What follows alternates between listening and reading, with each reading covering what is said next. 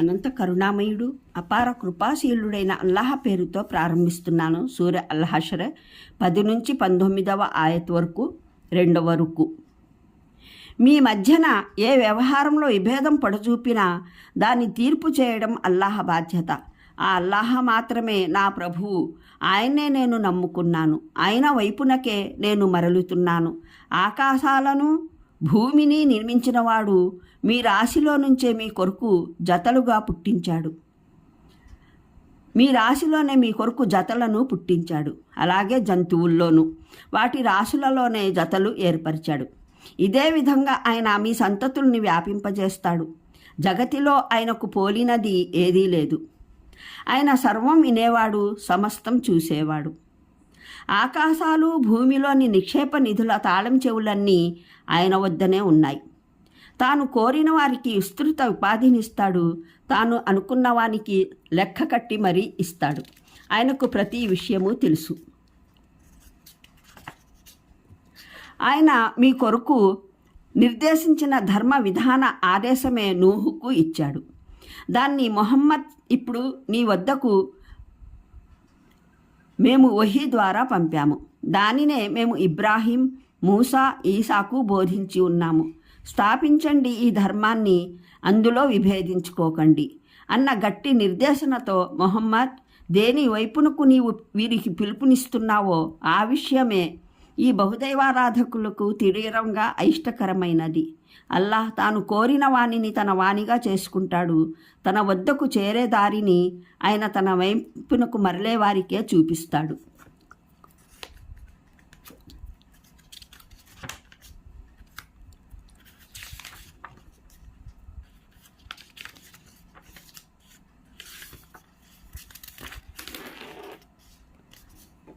జనుల్లో విభేదం పొడసూపడం అన్నది వారి వద్దకు జ్ఞానం వచ్చేసిన తరువాతనే జరిగింది.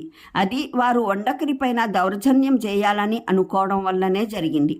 నీ ప్రభువు ముందుగానే ఒక నిర్ణీత కాలం వరకు తీర్పు వాయిదా వేయాలని పురమాయించి ఉండకపోతే వారి వివాదం తీర్చివేయబడి ఉండేది.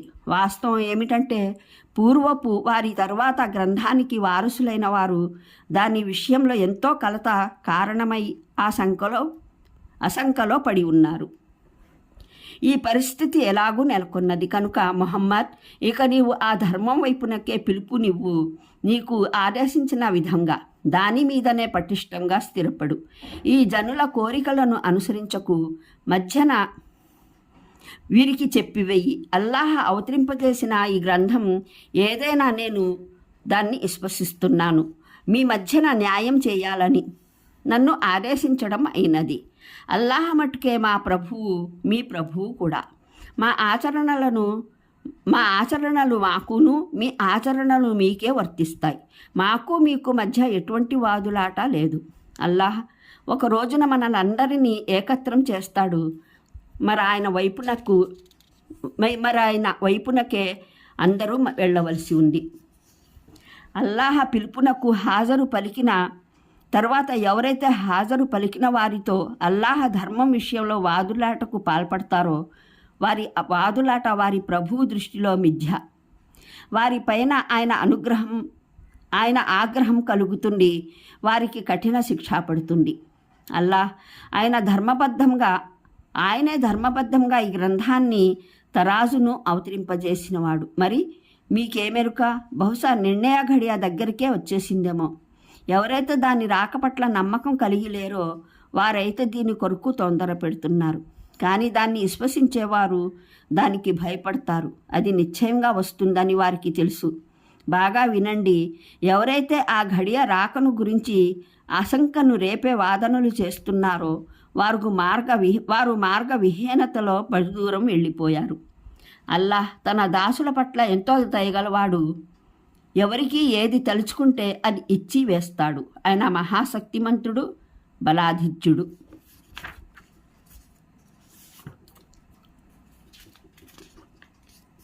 పదమూడవ వివరణ. ఈ మొత్తం పేరాగ్రాఫ్లోని విషయం అల్లాహ్ వద్ద నుండి వచ్చిన వహీయే అయినప్పటికీ ఇందులో సంబోధకుడు అల్లాహ్ కాదు, దైవ సందేశహరులు సల్లల్లాహు అలైహి వసల్లం. అంటే అల్లాహ్ తన ప్రవక్తకు ఇలా ప్రకటించమని ఆదేశిస్తున్నాడు అన్నమాట. ఇటువంటి విషయాలు దివ్య ఖురాన్లో ఒక్కో చోట హుల్ ప్రవక్త చెప్పివేయి అని ప్రారంభమవుతాయి. కొన్ని చోట్ల అలాంటిదేమీ లేకుండానే మొదలవుతాయి. కేవలం వచనాశైలిని బట్టి తెలిసిపోతుంది ఇక్కడ మాటలాడేది దేవుడు కాదు, దేవుని ప్రవక్తే అని. కొన్ని చోట్ల అయితే వచనం అల్లాహ్ ప్రవక్తమే అయినప్పటికీ మాటలాడేది విశ్వసించిన వారుగా ఉంటారు. ఉదాహరణకు ఫాతిహా సూరా కొన్ని సందర్భాలలో సంబోధకులు దైవదూతలు అవుతారు. ఉదాహరణకు మరియం సూరా 64-65 ఆయట్లు.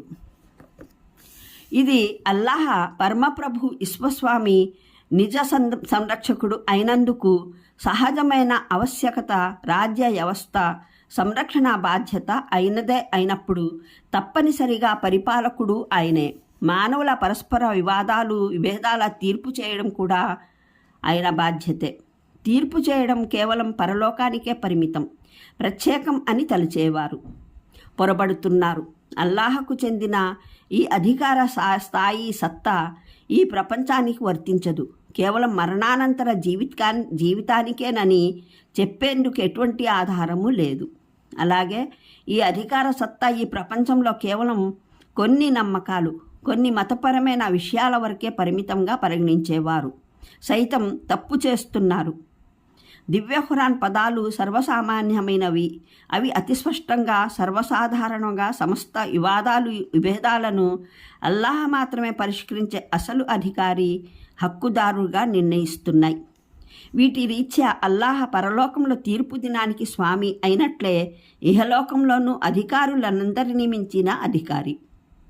ఏ విధంగా ఆయన విశ్వాసపరమైన విభేదాలలో సత్యమేదో అసత్యమేదో నిర్ణయిస్తాడో సరిగ్గా అదే విధంగా చట్టపరమైన అంశాలలో కూడా మానవునికి పరిశుద్ధమైనదేదో అపరిశుద్ధమైనదేదో, ధర్మసమ్మతం అయినదేదో అధర్మం అసహ్యమైనదేదో, నైతికతలో చెడు హానికరమైనదేదో, మంచికి మేలైనదేదో, వ్యవహారాలలో ఎవరికి ఏ హక్కు ఉందో ఏది లేదో, సామాజిక, నాగరిక, రాజకీయ, ఆర్థిక వ్యవహారాలలో ఏ విధానాలు సరైనవో ఏవి తప్పైనవో నిర్ణయించేవాడు ఆయనే. ఈ విషయం ఆధారంగానే ఖురాన్లో ఈ మాట చట్టసూత్రంగా పొందుపరచడం జరిగింది. మీ మధ్య ఏదైనా వ్యవహారంలో వివాదం ఏర్పడితే దాన్ని అల్లాహ్ ఆయన ప్రవక్త వైపునకు మరల్చండి. అన్నిసా సూరా 59వ ఆయత్. అల్లాహ్ ఆయన సందేశహరుడు ఏదైనా వ్యవహారాన్ని తేల్చి నిర్ణయం చేసివేసిన తర్వాత విశ్వాసి అయినా పురుషుడైనా విశ్వాసురాలైన స్త్రీ అయినా తనకు చెందిన వ్యవహారంలో తిరిగి తాను స్వయంగా నిర్ణయం చేసుకునే అధికారం కలిగి ఉండదు. అల్-హజబ్ సూరా 36వ ఆయత్. మీ ప్రభువు వద్ద నుంచి మీకు అవతరించిన దాన్ని అనుసరించండి, ఆయన్ని వదిలి ఇతర సంరక్షకులను అనుసరించకండి. అల్-ఆరాఫ్ సూరా 3వ ఆయత్. ఇంకా ఈ ఆయత్ వచ్చిన పూర్వాపరాల దృష్ట్యాను ఇది మరో అర్థాన్ని స్ఫురింపజేస్తుంది. అదేమిటంటే విభేదాల తీర్పు చేయడం అల్లాహకు చెందిన కేవలం చట్టపరమైన అధికారం మట్టుకే. అయితే దాన్ని నమ్మడం లేదా నమ్మకపోవడం పైన మనిషి తిరస్కారియో విశ్వాసియో అవడం ఆధారభూతమై ఉండేది. అంతేకాదు నిజానికి అల్లాహ్ ఆచరణాత్మకంగాను సత్యాసత్యాల మధ్య నిర్ణయము చేస్తున్నాడు. ఆ నిర్ణయం ఆధారంగానే మిథ్యా సిద్ధాంతం, దాని ఆరాధకులు కడకు సర్వనాశనమైపోతున్నారు. ఇంకా సత్యము సత్యప్రియులు బహుదా సత్కరింపబడుతున్నారు.